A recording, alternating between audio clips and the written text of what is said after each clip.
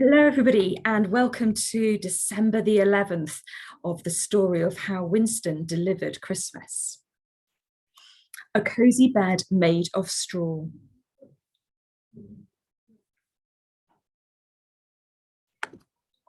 Winston was on his way. He was feeling a jumble of excitement and nerves. He was excited because it seemed as if his task of delivering his letter to Father Christmas would be accomplished much quicker and with less travelling over an ocean than he thought. But he was also nervous because he was now in the busiest part of the city. All around him was noise and movement and flashing lights. Trams rattled down the centre of the wide road, and there were many lanes of honking and hooting and sputtering automobiles whizzing past. Far below his paws, Winston could feel the underground trains rumbling and grumbling. He weaved his way through the crowds of people on the pavement. Many of them looked like they were on their way to parties. Women in long gowns that sparkled in the headlights of the passing vehicles picked their way along the pavement on fancy high-heeled shoes. Winston had to be very careful of those.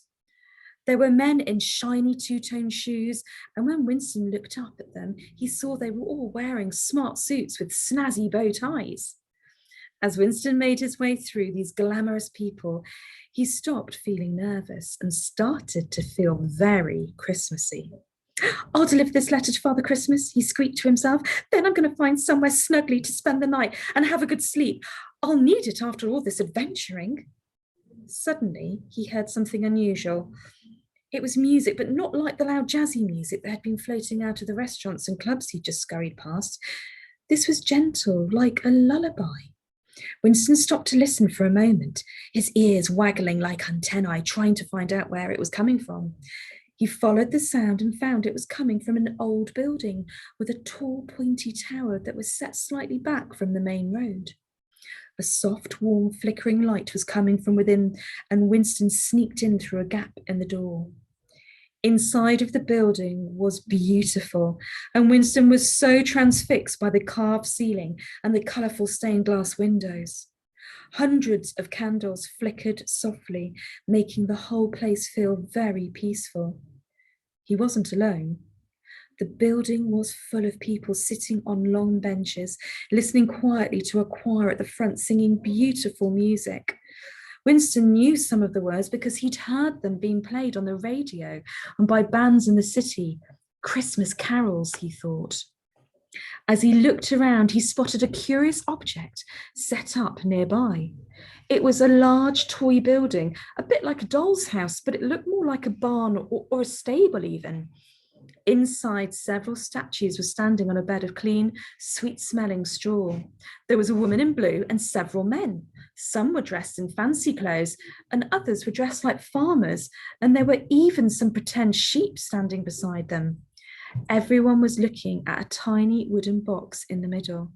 It was filled with straw, and inside, fast asleep, was a tiny model of a baby. Oh, that does look like a nice place to have a sleep, thought Winston, and he yawned. Perhaps it wouldn't hurt if he just had the tiniest of naps there beside the baby. But as he began clambering into the stable scene, the choir finished singing and the congregation clapped.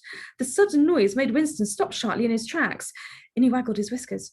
Winston, he said sternly to himself, fancy thinking about having a nap when you haven't finished your important job. And with a flick of his tail, he forced himself to pad down the aisle and back out into the cold night.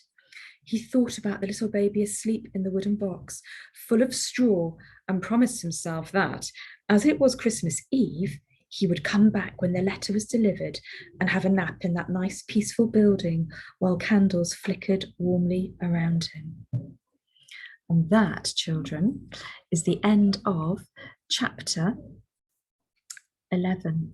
And you're going to have to wait for that next installment for day 12. The next day. Oh, right. Thank you. I hope you enjoyed that. I'm going to finish sharing that really quickly, and I might see you again on a different day. Bye-bye.